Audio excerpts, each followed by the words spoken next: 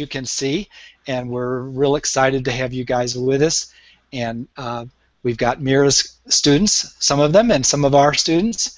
So this is a great meeting of East and West. East and Midwest. No, West and Midwest. That's what it is. And we've got Donna Warwick over here on my right, my left. Donna, do you want to wave? Hello. Donna is in the St. Louis area. Great to see you guys at last. And it's great to have Donna with us. And those of you who aren't in the Marks and Splashes group, you don't know Donna, but she rides shotgun with us on our morning critiques and many of our fun events. And Donna's right there with the rest of us. She's very artistic, very creative. She's a performer, a dancer, a classical ballet dancer. She teaches dance to children. She runs dance schools. She does amazing things with apps. She's just a very exciting person to know, and we've been buddies since high school, which was just the other day. And then Mira is right here. I'll just let Mira pull Mira up on screen there, and you guys know Mira. And my digital pen handy. Well, your Sharpie marker, your red pencil. It should be a red pencil because you're going to critique it's a tonight. fabulous digital pen. Digital pen. Oh, what do you do with that? Do you have to have a device to use it on, or? Yes, do you have my handy tablet. Oh, okay. And you've got a tablet. Oh, you're going all digital on us, Mira. Darn. I missed the construction paper and scissors and the mouse paste. tool. Oh, wow. Gosh. I don't have anything to show off. I've got my HP 12C calculator from my old real estate days. Okay, now I'm scared about sharing my screen. We're going to have you share your screen here in just a second. And we'll walk you through that, and we're going to kind of learn on the job here. I hope everybody had a good Christmas. We're kind of easing into the critique because it's going to be a serious critique. Mira takes critiques really seriously, as she should. And so before we kind of edge into the serious mode, though, I want to make sure everybody had a good Christmas holiday, that everybody got all their sugar quota filled during those holiday weeks. And Donna, you might check over and make sure everybody can hear us okay on the YouTube page, and that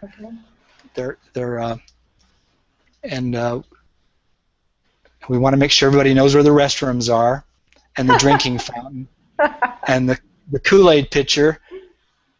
Does everybody look okay over there on the YouTube page? How's that looking? Let's see. Anybody Yes, Diane says wonderfully here in the East. Good. Oh, great. So Diane's got us. Anybody else? Anyone having any trouble? Okay, no trouble. Okay, No good. trouble. All right, good. Mark, Mira. I'm wondering if, as I mentioned, I'm a little nervous about what's the technique with the screen share. Let's do it now.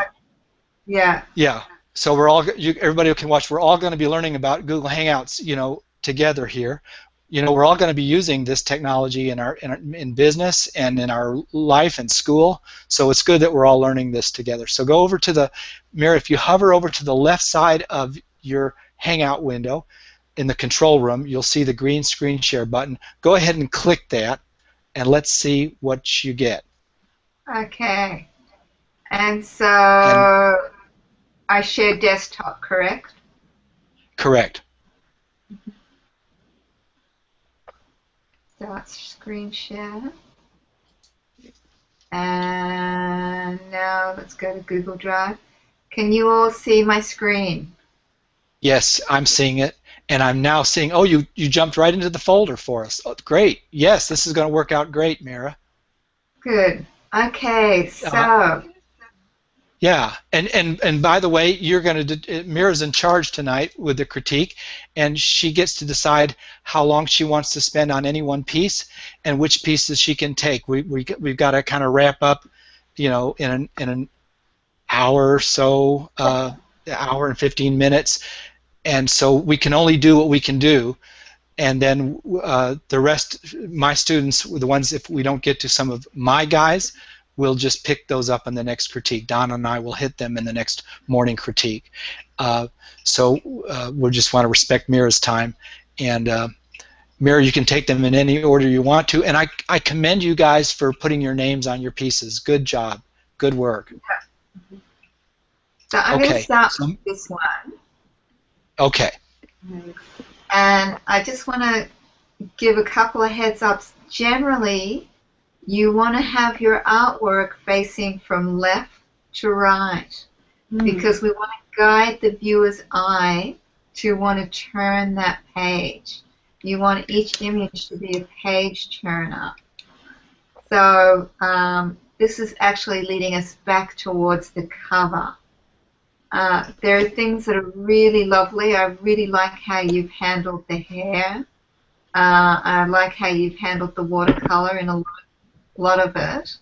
I like these lines here. There's a lot to like about this, but I'm going to be my direct working class Australian self here. And just, tell you what I think. We've got a little bit of a halo around her hair here, and I don't think that serves you. It looks like you've got some colored pencil in here, so I would just bring that colored pencil right up to the edge and get rid of those little bits of white that just make it look a little unfinished to me. When you look at your hand in relation to your face, the hand usually takes up a whole face. So I know this is watercolor. If you've got Photoshop skills, I would encourage you to make that head a little bit bigger and make that face a little bit bigger. So it's a bit more proportional with the hand and the arm, which look more sort of adult size compared to the face. But the color is lovely. The expression is lovely. It's a nice composition. I like the negative space. Personally, I'm going through a phase where I just love white space backgrounds. So if you can fool around, maybe just, if you've got Photoshop and know it, fool around in Photoshop. Otherwise, make a color print and just cut out all your background and see how that looks with just white in the background, and see what it does. I love this next one with the kitty, and this one actually looks like it's got some Photoshop, and I'm not sure if it does or not. If Lucy's on the call and can answer that, Donna, will you let me know if this was just is all watercolor or if it's got some Photoshop with it? Okay, at this point, no, Lucy's not on yet. Yes, she is. She is. Excuse me. Yes, okay. Lucy is here. So I'll ask her. Yeah, Mira, can I ask you something? I'm seeing your whole desktop. I'm wondering if you can go up to the enlarge this window button. Is that pop out? It looks, yeah, it looks to fill. I wonder how big that can be so that it can fill your whole monitor, and we'll see the pieces just a little bigger. I think is that as big as it'll go? I see your desktop behind the window, and I'm wondering if you can enlarge your browser window. There you go. There you go. Okay. That's better. That's a little bigger. So, also, Mira, on the if you hover to the top right of your view there, you get to enlarge.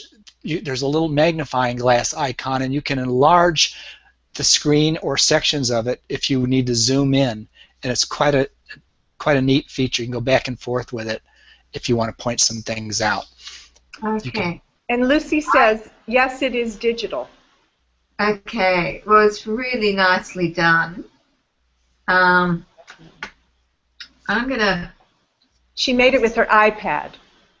Well done. And what was the program?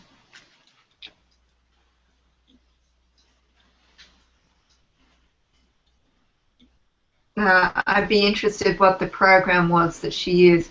But it's really lovely.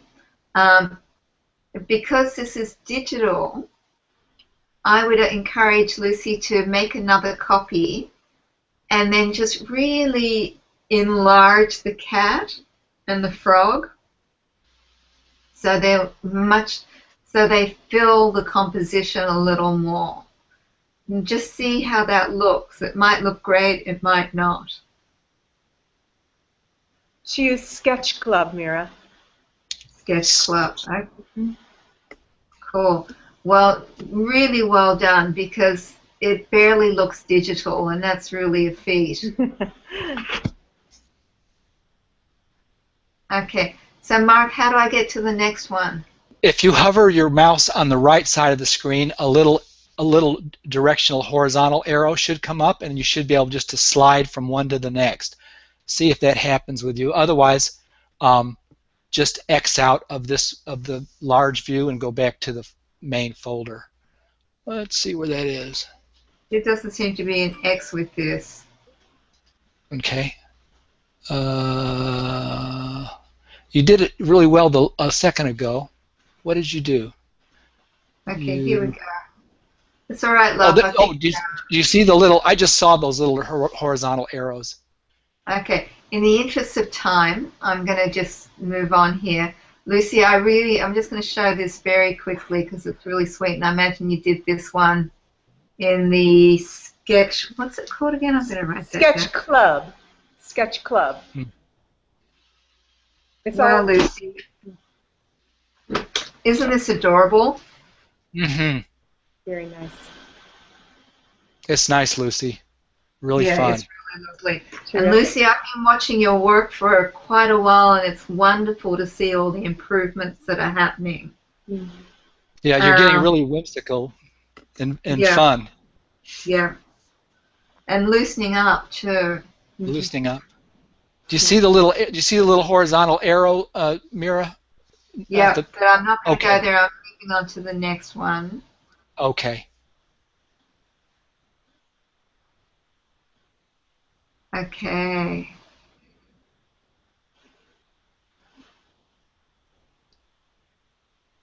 And this is a series of illustrations that Diane's working on for an author about Noah's Ark, just some context for you. Okay.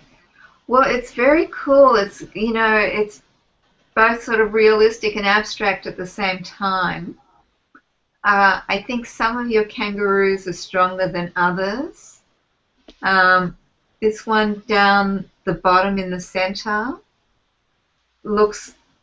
is kind of dog-like looking. Being an Aussie, I'm very sensitive to kangaroos. I like how you've cut planes away. It's almost got a cubist feel. It's really interesting. Personally, I would like to have a little more differentiation between figure ground, between my kangaroos and my background. And the way you could do that, you see how you've got this part of the wood that's in blues? I would make all of it in, different shades of blues, except for your kangaroos. And that would make your kangaroos have even more dimension. They already have a lot of dimension, which is great. But it bounced into action. Sounds really interesting. But I like this, and I like how active it is. I'm curious what happens in the top right corner. I imagine that's where it has the text.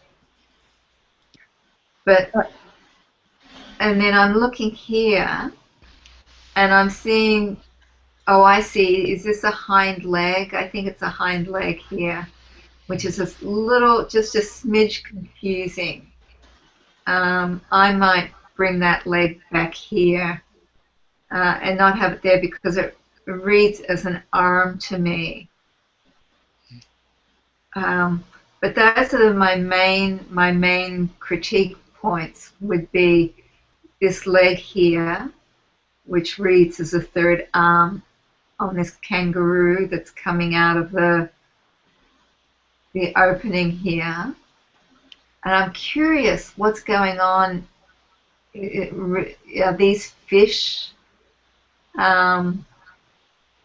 Is Diane on the call? Yes, she's answered a few questions. She said the top right was going to be text and an arrow, and she said yes, she can do a bluish dust. She said there are page elements, so it's blank. I think she was answering that question to what is going on in that darkened box. Got it. I think. Yeah, these are for an app. These are illustrations for an interactive app, so there's probably lots of page elements. It's really cool to see. And with a tablet, it's less critical that things face left or right, because it's not quite the same as a book where you're turning the page. But generally, I would turn right. And I think my favorite of the kangaroos is this bottom one down here. Yes. Because of the face, it's so adorable, it's so lovely. Fantastic. But I would really rework this middle one. Just because, you know, I have a painting of shame in one of my books that I did 26 years ago, and I was really tired and I didn't want to redo it, and so I left it. And it's got these cows that are supposed to be Brahman cows, which are a little odd looking, and they're light colored, and they just look like mutant pig cows. And I wish I had redone them. I wish I had taken the time. So I would encourage you with this one to take the time. Not that there's anything shameful about it, not that there's anything terrible about it, just that it could be better. And everyone that I work with, I always push them to be a little better, whatever they do. And I push myself to do the same thing. She has a few things that she said. Diane says, oh, these are 2 pages. I just put them on the same page. And so she was saying, I was wondering after Lucy's critique. So I think she meant about the left to right part. Okay, And cool. she also says she'll trust your Aussie knowledge. Yes, I've seen lots of kangaroos in my life. Okay, this is Iris's. I remember this from the course. And I really like it, Iris. It's just wonderful. The only thing I might do is I might make this cat or dog a little darker so we can see. I mean, it's such a wonderful, quirky little spot where, you know, she's taking the animal for a walk and it's gone all the way off the page. So it's just a wonderful little surrealist element. I like how the figure in the back, I can't tell if it's mom or dad or brother or sister. It's sort of the real gender neutral look, but I like how it looks like your main character. And I really like your palette here. It's a very muted palette, but I think it works very well. And I love the little angel hanging here. So for me, you know, this has already been critiqued a bunch of times. And I see that you've worked on it even more, and your new changes are things that I really like. The only thing I might add, and it's something that I recommend to quite a few people, is to punch up your darks. Like maybe the shadows under the arms and the shadows under here could be a little darker for drama. And then the same here. And before I was speaking about figure ground, where the figure blends into the ground or it blends into the background a little. So see how you can differentiate that a little more. Oops.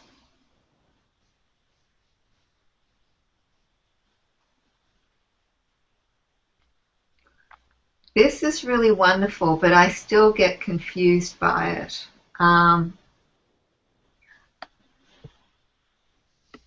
it's a cat in a tree looking down, but the way the cat is standing on the tree, it makes the tree look like it's somewhat horizontal or is falling down. It's beautifully done. It's a gorgeous tree. And I really like how you work with pattern and texture. And the cat itself is beautiful. But just for me, I really get a bit confused as to what's going on. You know, if the cat was in the branch of the tree, it would make more sense to me. But because it's on the trunk, it looks like it's defying gravity, unless that tree is like a beam going across the room. And I don't know how you would explain that if that was the case, or if other people have the same issue as I do in looking at it and seeing it the way that I do. But I think it's beautiful.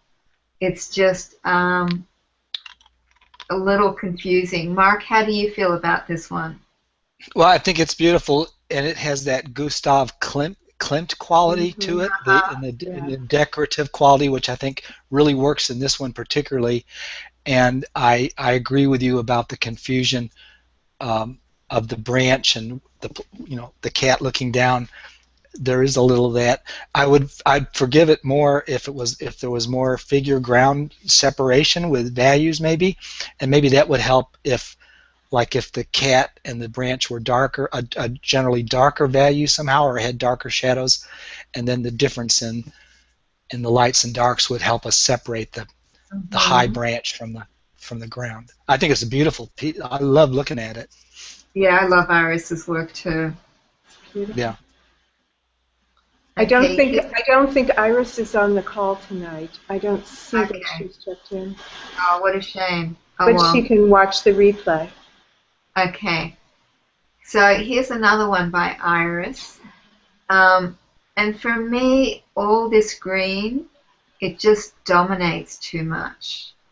It's the brightest thing in the composition, and it just really dominates for me.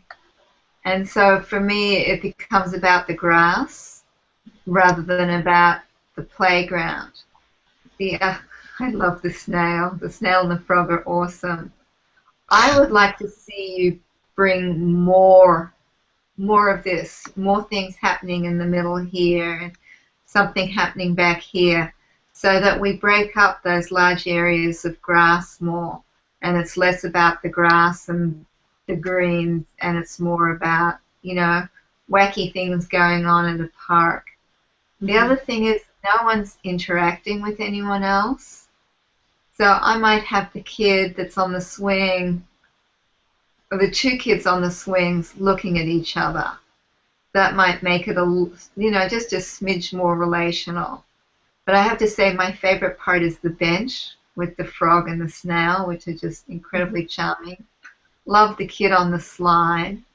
And the trees are really, really cool. I like this piece a lot. I don't like all that green grass. It's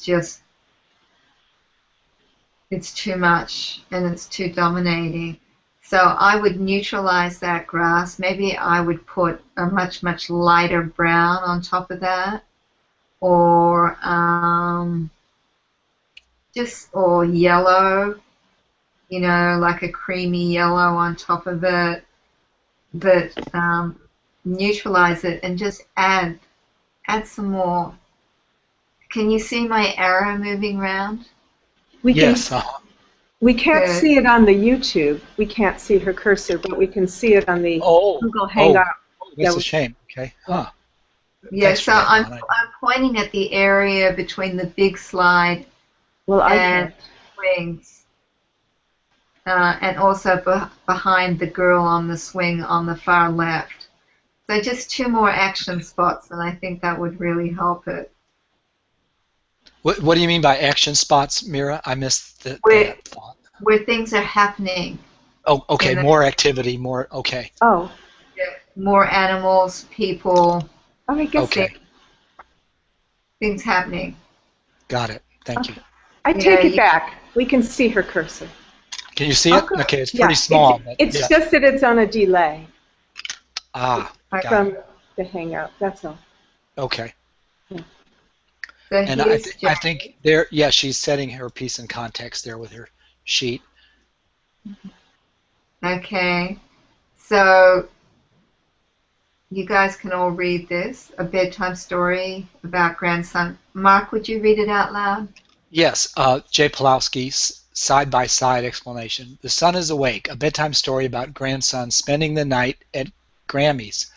Page 18 is Splish Splash, My Boats Go Fast. And page 19 is Grammy drives me off and wraps me like a noodle. She says I am her snuggle buggle noodle boy. Okay, it's very sweet. And so here we see the two pages. Okay, very cute. Oh, I like the bunny and the ball watching in the bathtub. I would watch babies do have larger foreheads, but this is just a little too large. I would bring it down, and you might be able to get away with just making the hair a little lower, but it looks like he's got I don't know, an elongated head at the top. So I'd pay attention to that. I love the ducky, watching what's going on. The boat's really delightful. The water's very nicely done. But it's very sweet, and it's got a really sweet feel. I like the water coming off the edge of the bar. And here's Grammy in the one on the left. Grammy's eyes and eyebrows are quite a bit darker. So you might want to do that to match them up. But other than that, they read as the same person, which is really good. I think Jay was in the class. In fact, I know Jay was. Jay, see if you can look back at the hand drawing stuff where you make a wedge shape and then you bring your fingers out from there. You've basically got it, but it's gotten a little big, I think, just a little. See if you can make the kid looking more at grandma just by having, the darks of the eyes more in the corners there. That would do it. And yeah. what is this behind? What is this behind her back? That's not somebody's arm coming around, is it, or is it a piece of furniture? I was confused by this. Yeah, I would just get rid of that. You don't need that, whatever it is. Yeah. And as I was mentioning, white space is very sophisticated, and you're using white space very nicely, especially in the bathtub scene, and in this other one as well. So that's a real positive to focus on your work, that you are skilled with white space.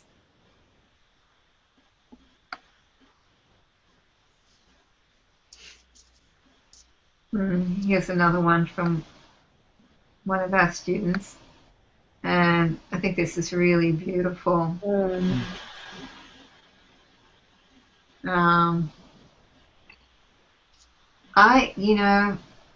I would like a few more little smidgen bits of color. Very, very light, very minimal. Maybe in these ladybugs up here. I love how you're violating the grid of this, curlicue shape and having things going in and out of it and around it, so that it makes for a very vibrant, very alive composition. Normally when you've got things contained, it can make them kind of dead, or dead is not the right word, but contained, restricted. But this is just very alive, and just lots happening. And she's beautiful. She's I don't know what you call her. I call her a queen of the dandelions, or the dandelion fairy. That fits, But doesn't it? Yes. yeah, I think it's a very magical picture, and um, it would, make a lovely portfolio piece. It would also make a really nice New Year's card. You know, the So use of black. The use of black is so interesting here. You were talking about how white space is sophisticated, and this strikes me as a real sophisticated use of the ultimate dark. yes, Tony D. Terlizzi, Terlizzi. He's got a great book, The Spider and the Fly, and you might want to check that out. And I think what he did was, I think he used white charcoal on black paper, Oh, or white pastel. There's no white charcoal, white pastel. And it was very effective. I think he might have even won a Calder Cup for it. But it's pretty mm. terrific. And this is pretty terrific. So I'd love to see you do, a body of work with these as, one style, because it's just really very beautiful. Um, Maybe one that's very quiet and very peaceful. This is so active and just throbbing with life, but very, very nicely done. Here's some character sketches from Joanna, and they're very nice character sketches. I wouldn't include them, all of them, in your portfolio. This one here, the leg is a little strange, this back leg, but these three here, you could maybe have them 1, 2, 3, and that would be really lovely if you wanted to include them as character sketches.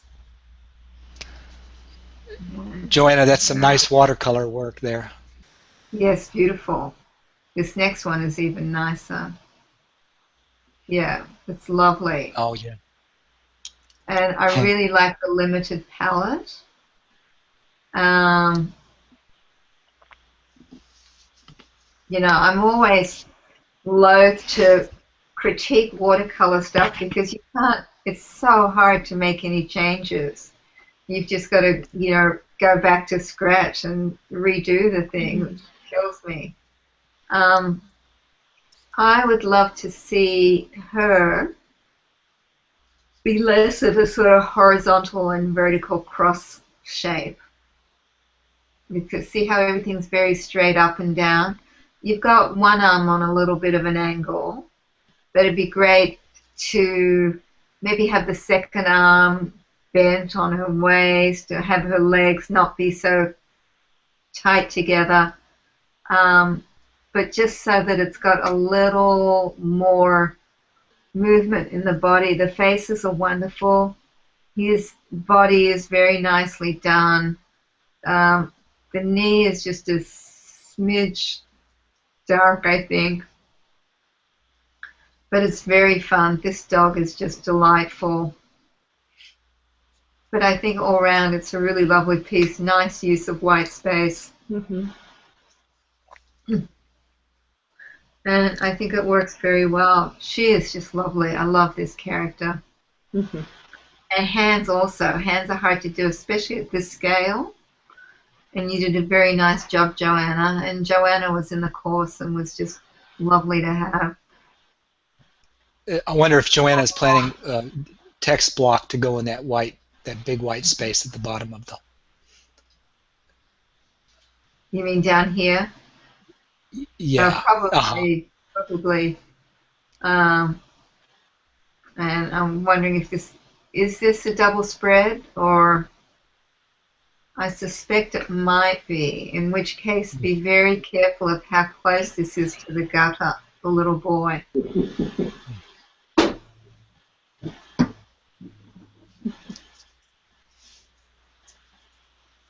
So incredibly sweet. That's one depressed dog. It's beautifully done. Just beautiful use of watercolor, and I know who you learnt that from.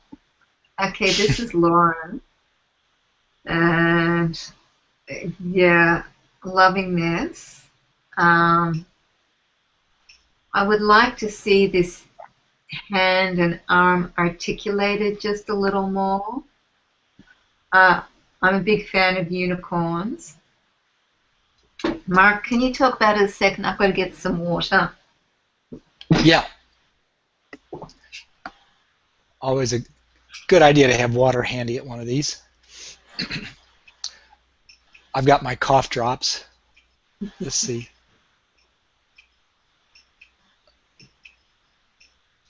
What do you think of these ducks, Donna? I think this is absolutely gorgeous. I'm enjoying every single piece. They're just beautiful tonight.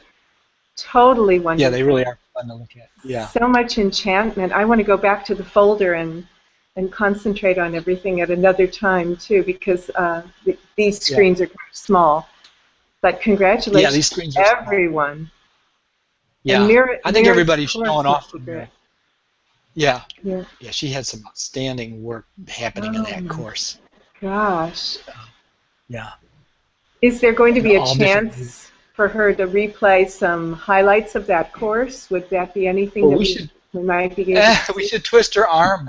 Yeah, at least to put on the sales page for next year's illustration course. That would be, we'll have to ask her. That's a good idea. And guys, you can also, you can also pull up the pictures straight from the folder and watch as we're walking through these if you want closer visuals. Also, if you're, don't forget you can refresh if the player appears to have stopped for you, the broadcast. Sometimes you can just refresh the screen, and that usually fixes it. Good. Okay. Yeah, well, I don't have a lot to say about this because I really, really like it. I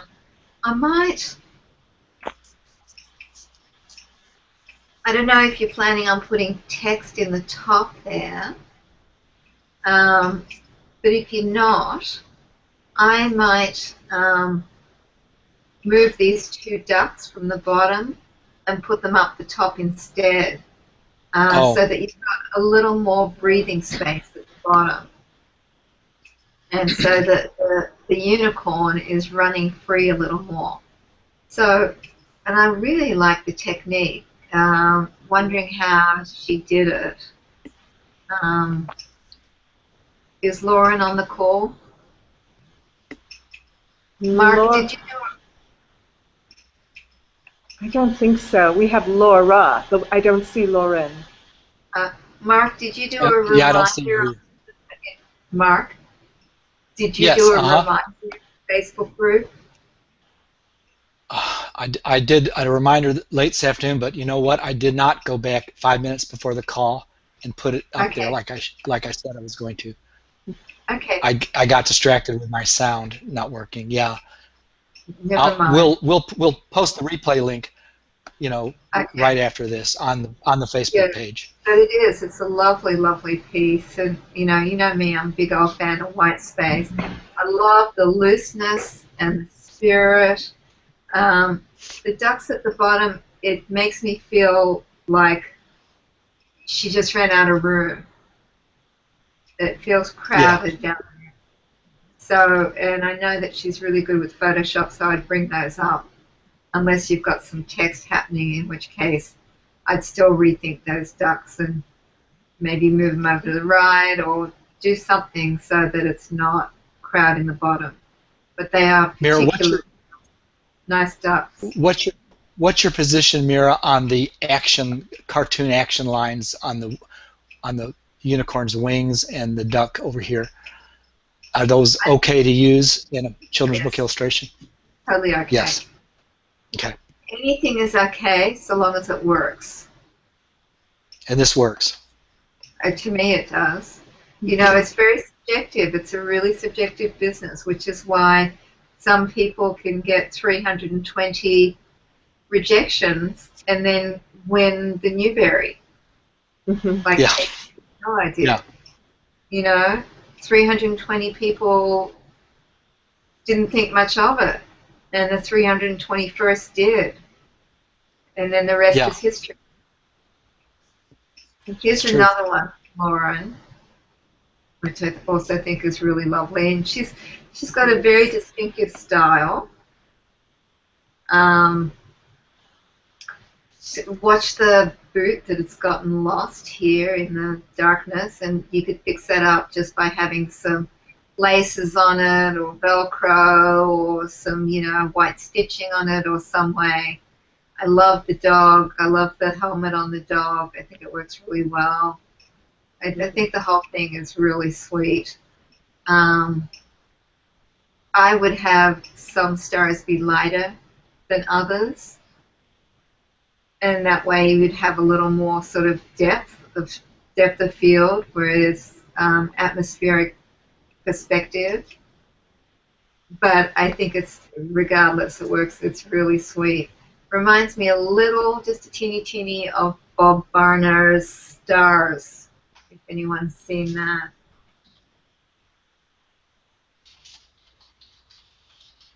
Okay, so this is really sweet. Let me click on it and see if I can make it bigger.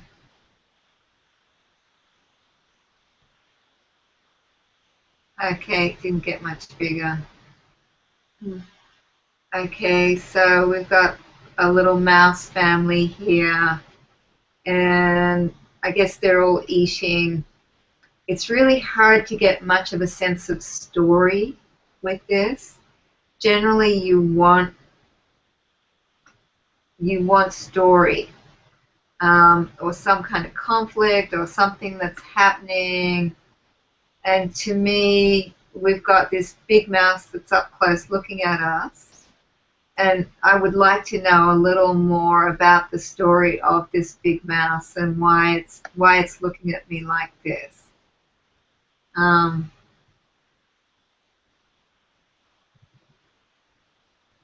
Let's see if there's another one that goes with this. Okay. Okay, so here there is, which is great. And what's really interesting is she's got 3 very different approaches to her mice. So and this is Mark. These mice down here are just gorgeous. I love how they're done.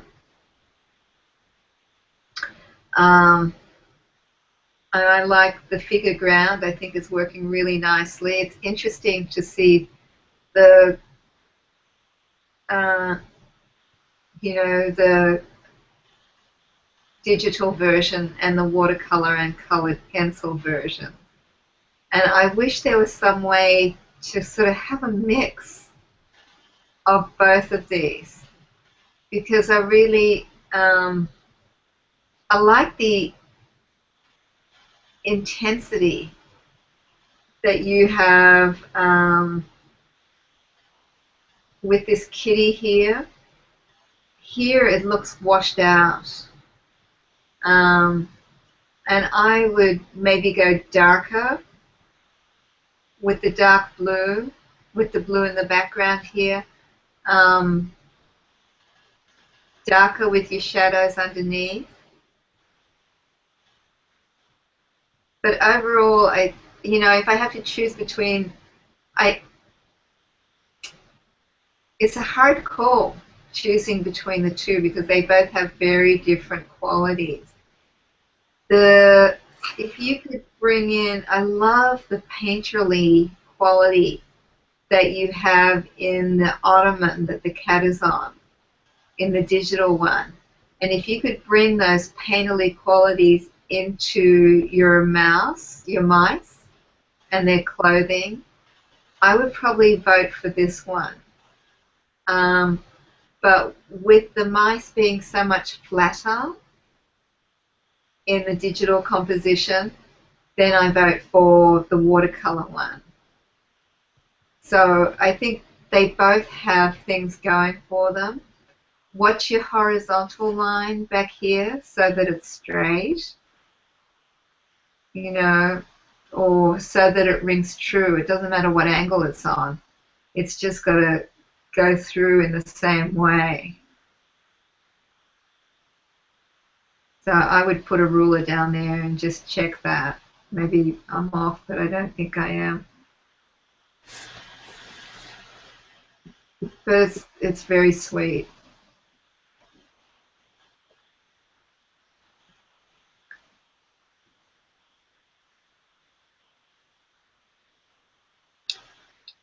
Marla's having trouble being on, and so she's back and says, please stand by. And I'm trying to find out if other people are having trouble or not. I've suggested that they refresh. Okay. Oh, Marla, it's lovely. And this is so what kids do. Let me give you some context on this, Mira. Marla's doing a story about a park in Newfoundland, and she is doing the whole dummy, and she's doing full color in case she decides to publish it herself or find a regional press. And so these children are having an adventure obviously at the beach, and they're looking at the shells and stuff. And it's I can't remember the name of the interesting beach, but it's on the Newfoundland coast. And it has interesting life forms and rock formations on the beach. So. Oh yes, that book is wonderful. Fundy Beach or something like that. Oh well, I'm going to pull it up while you guys look at it and talk. Fantastic rock formations. That was great when she started showing us that. I'm not seeing that Marla is completely back. I'm hoping she is. Okay, well, she'll be able to hear the replay. Mm-hmm.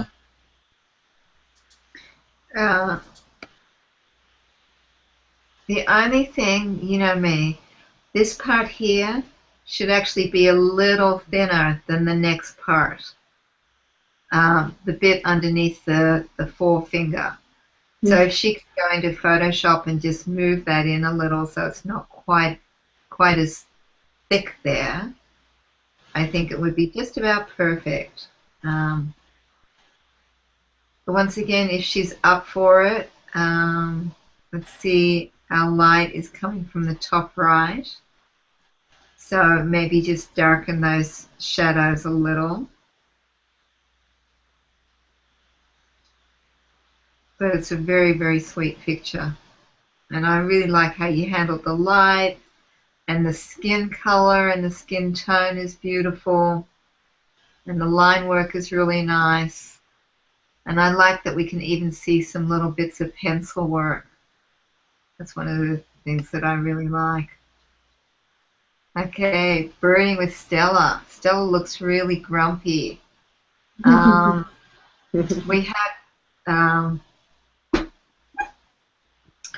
the illustration course that we just had was with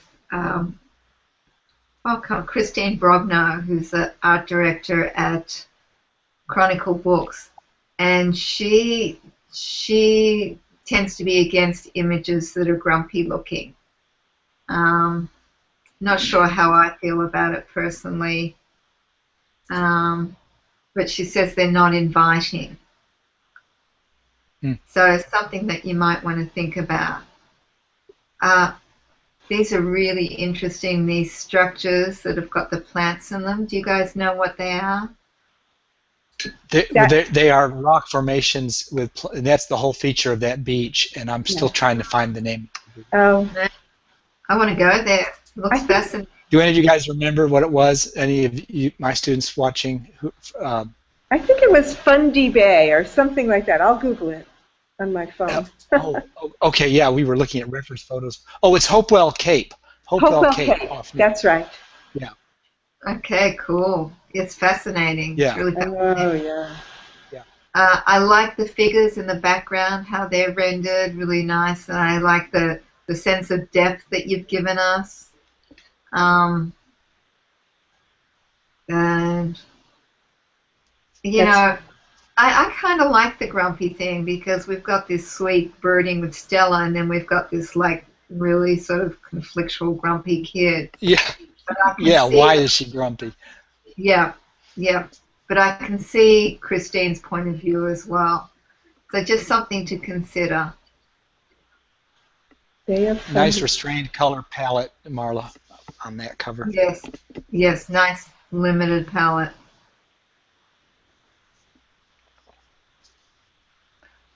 Okay, Patricia is doing a series of books that she's self-publishing about elves and a daycare center, or actually a homeschool. And the elves kind of joined forces with the homeschool, and the homeschool didn't realize they were building the homeschool on an elf colony. And so she's got a real cute story going. She's self-taught artist. And I'll read, Alex is the main character of Tales of the Gemstone Elves, Volume 2. And this is the first day of school. The elves just realize that he may be a boy who is part elf. You'll have to read the book to find out why. Okay, Beryl is very happy. Yeah, nice trailer for the book. Beryl is very happy he is there, but Jasper and the other elves are upset about it. This is the beginning of what will be a big conflict. Okay, so let's go. All right, Marla has commented, it's huge rocks, Hopewell rocks in the Bay of Fundy. So we all had a part of that. Oh, so you were right on the bay. You were right on the Hopewell. Yeah, we together, it took both of us. Okay, there's Beryl. Yeah. Very cool. I don't know. You know, we've got this chapter book course coming up, and I look at this and I just go chapter book. Okay. But the thing with chapter books, except for people, well, they're doing more and more in color, but generally it's black and white illustrations, and then a full color cover. And they start at 1,500 words and go up from there. So, and the fact that it's a series, it's much easier to do a series as a chapter book series than it is as a picture book series. So just something to think of, and it's the kind of thing that really appeals to me. I like the premise. And, of course, I want to find out what happens or why it is. That little hook that you gave us earlier. I would encourage you not to center things. When you center things, it tends to make them too stable and too predictable. And a lot less dynamic than when things are off center. So imagine if you moved everything to the left a little more. I think it would be much more interesting. The other thing, and I like your elf characters, they're pretty adorable, especially the miserable one on the left, but they're really fun and nicely constructed. The kid in the middle is very just straight up and down. The face is lovely, though the face, what, is it a he or a she? Okay, I think it's a she. Beryl is her name. Patricia, the girl's name. And Patricia says it is a chapter book. Oh, good.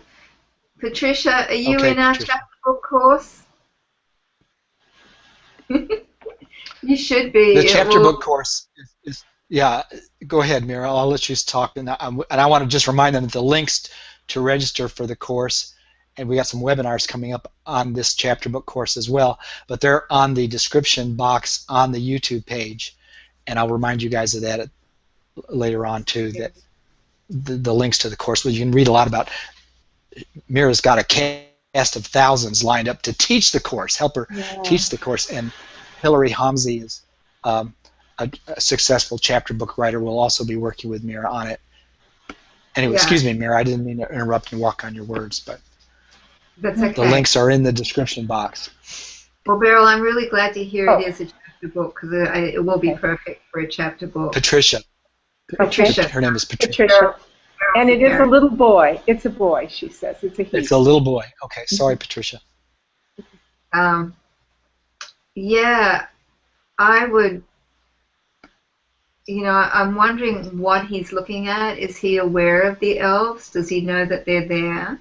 And if he does, then I'd like to see him looking at the elves, unless the elves are invisible, which I don't know. I'd move it over to the left, and I think it's really charming. I could absolutely see it in black and white as well. We teach a lot of black and white illustration techniques in the course.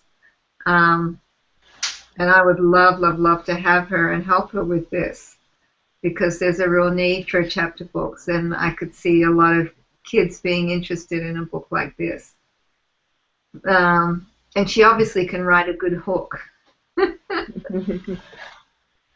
Beryl is a real cute character too, isn't he? He looks. I mean, he's got. I feel this character. I feel like he's well thought through, and he's got charisma. But is Beryl a boy's name? It's a little confusing because which in some ways could and be he's got good. long hair. She says he does not know that they are there. He does not know the elves are there. That makes sense. Okay, so the elves are invisible to him. There's a way that you could make them read as being invisible or read as being transparent by making them a shade lighter than whatever is behind them. When we're done, I'll run and grab one of my books and show you what I mean. But I'm thrilled that it's going to be a chapter book, and I really, really hope you join us in the course and let us help you with it, because we really can. And it will save you a lot of grief later on if you really learn the craft before you send it out. Unless you really want to self-publish, and then it's up to you.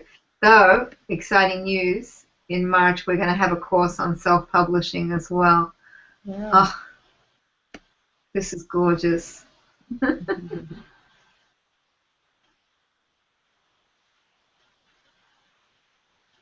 From a itty-bitty stem cell.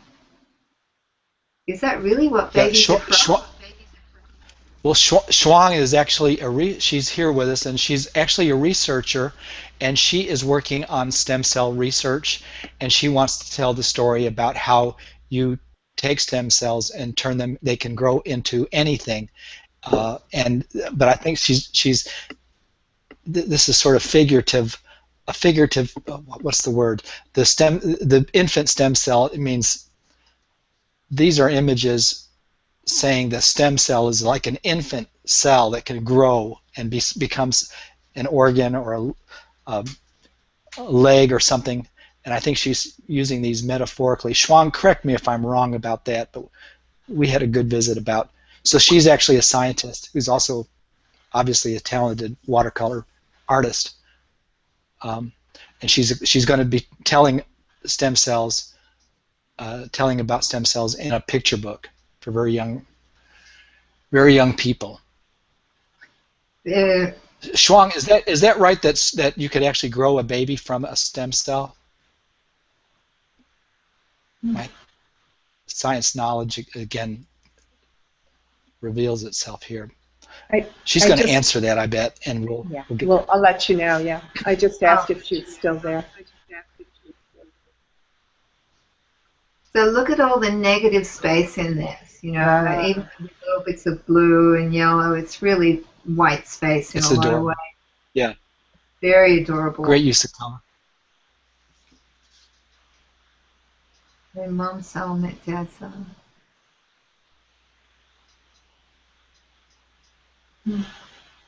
Okay. Very, very sweet. Very lyrical. Just, nice gender coding. And I like how she mixes the pink and the blue in together here. She is still with us. Yeah, I do too. Oh, Shuang, I didn't do a very good job of describing your story, did I? But you're tackling a very complex scientific subject and making it accessible to very, very young readers. And I wonder how... Is she doing it for someone specifically? Because I think it's going to be a real challenge to find a publisher. From stem cell to fetus. No, she writes. What? Say it again, Donna. She just wrote from stem cell to fetus. The mom is the pink cell, the dad is the blue cell. And let's see if she'll answer who is publishing this. Well, I think she's just working on her dummy and her promotional pieces for it. Okay. I don't think she wants to publish it herself, but we'll maybe she'll tell us. Okay.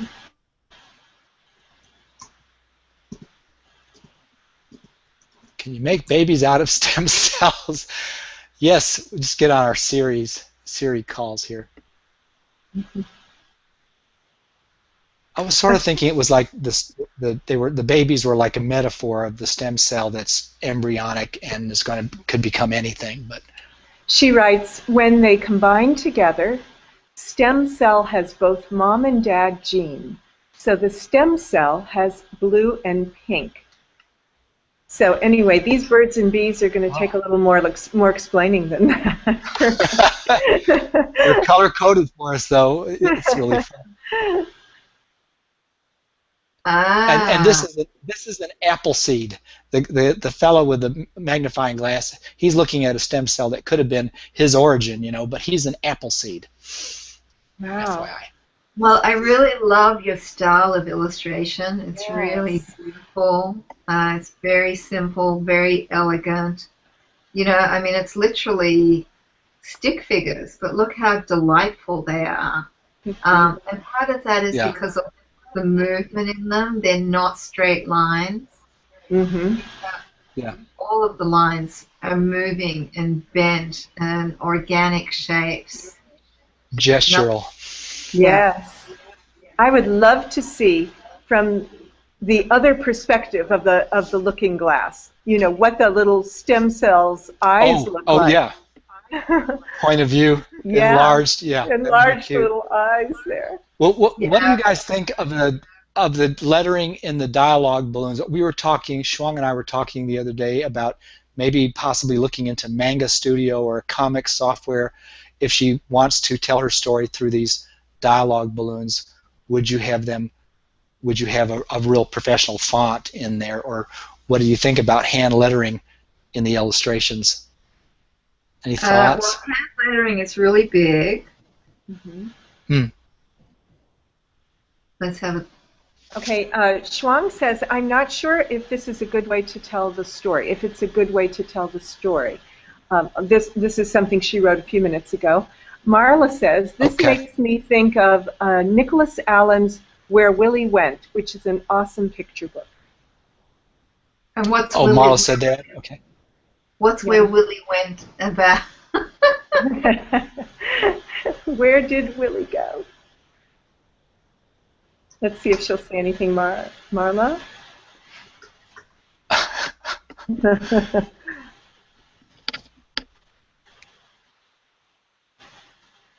Oh, it's a sperm. Oh, okay. That was helpful. Very good. My concern is, can they make fetuses out of stem cells?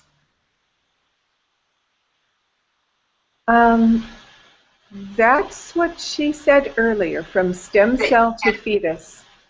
Okay, good. Yeah. Oops, let's go back here. So anyway, I just think these are really delightful.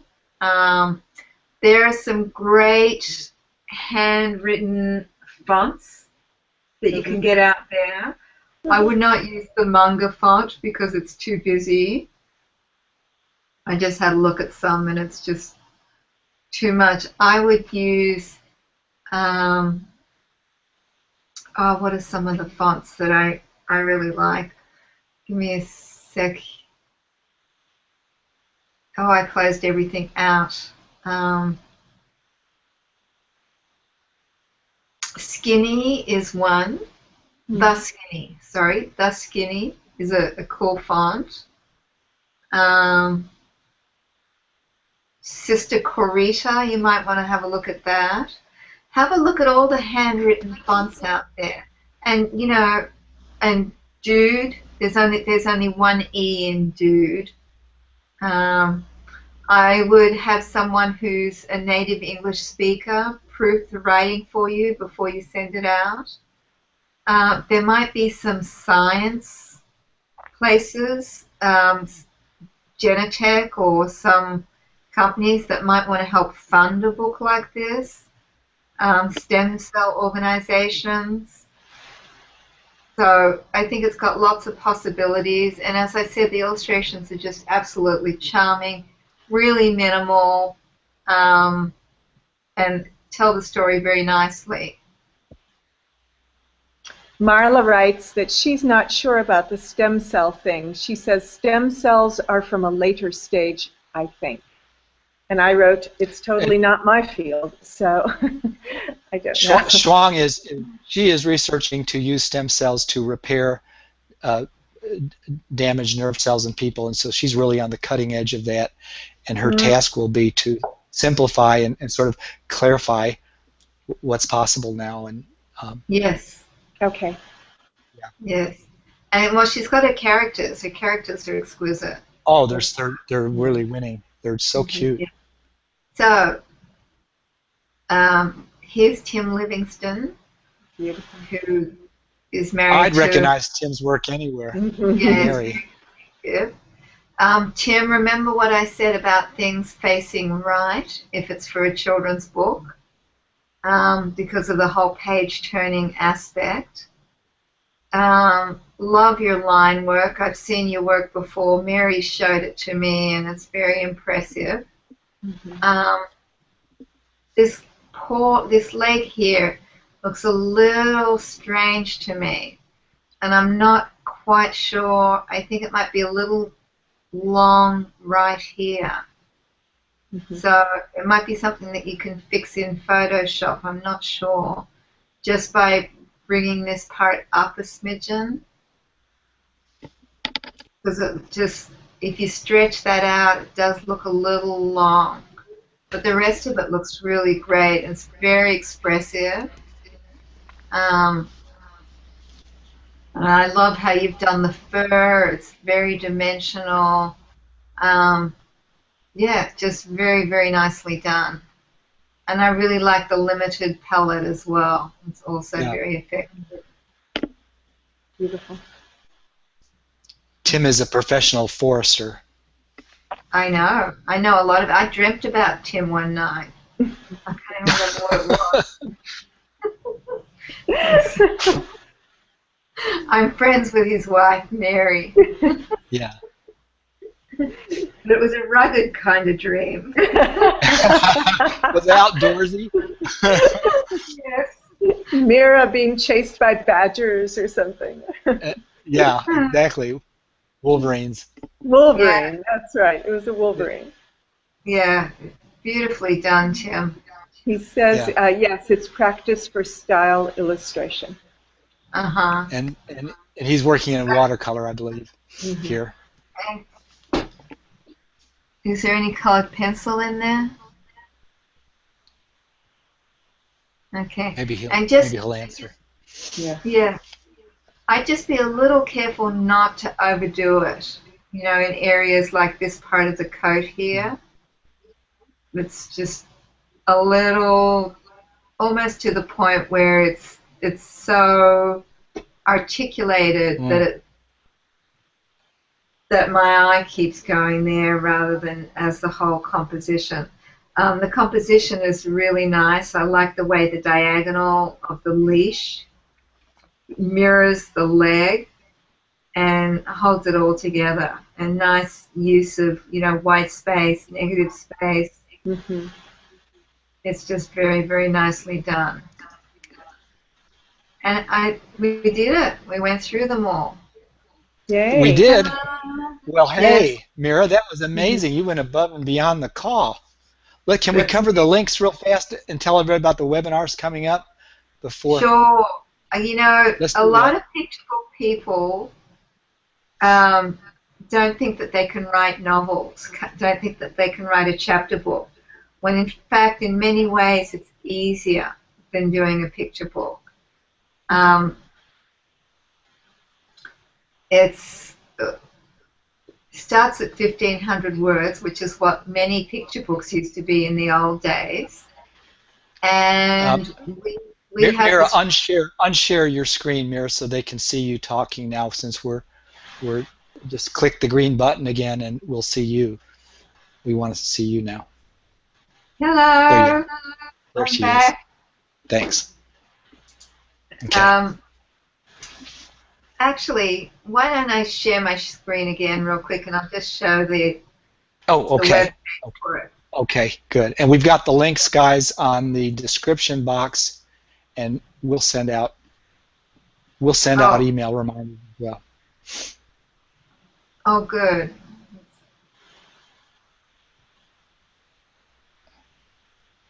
Oh, goodness. Did you put the links? Here we go. When you click show more, you'll see, oh yeah, but there you are. Okay, so here's the course. And if you want to learn about what a chapter book is, we've got this nifty little 3-minute video. People who've taken the course are just blown away that they've been able to write a novel in 5 weeks. And at least one person wrote 2 during that time, and then she got an agent. It's a much less competitive market, and we're covering both chapter books and early middle grades. So I want to really encourage you guys to come check out this page and see if it might be for you. And it's for both writers and illustrators. And we teach you both how to write and illustrate chapter books. And they're lots of fun, and they're for that magic age, 6 to 9. Yes. When kids are first becoming. 6 to 9. And this is some of my artwork here. I tend to be very, very colorful. These are some of Hilary's books. Her books are being made into an animated series in Hollywood. Here's Hilary. She's a former comedian. It's very funny. The course itself is lots of fun. We have lots of guests. And we have 10 opportunities to submit to either an agent or an editor in this golden ticket opportunity. So it's lots of fun. And it's really one of our best courses. So, come check it out and have a read. There's You and Hilary will do there's a lot on the page, and you and Hilary will do a webinar on January 2nd. That's a Thursday night. Is that right, Mira? Thursday? Let me January see. 2nd. No, and it's you'll Friday. be able to ask them questions. Friday evening, January 2nd. The link to that webinar is on the description box, and you're going to have prizes. Is that right? Yes, we are. We're going to give out books, and we're also going to send out, and one person's going to win and it's just going to be random, the opportunity for a critique with either Hilary or myself, and they get to choose who they want. So it's pretty special. Thank you, Mary. Yeah. Mary, have you been here all the time? I told everybody, well, I couldn't remember what my dream was about, but I told everyone that I had dreamt about him. Maybe there's a children's book in there somewhere. Let's see. So the webinar on January 2nd, and then the page, and then we'll do another webinar on January 8th about this chapter book illustration course.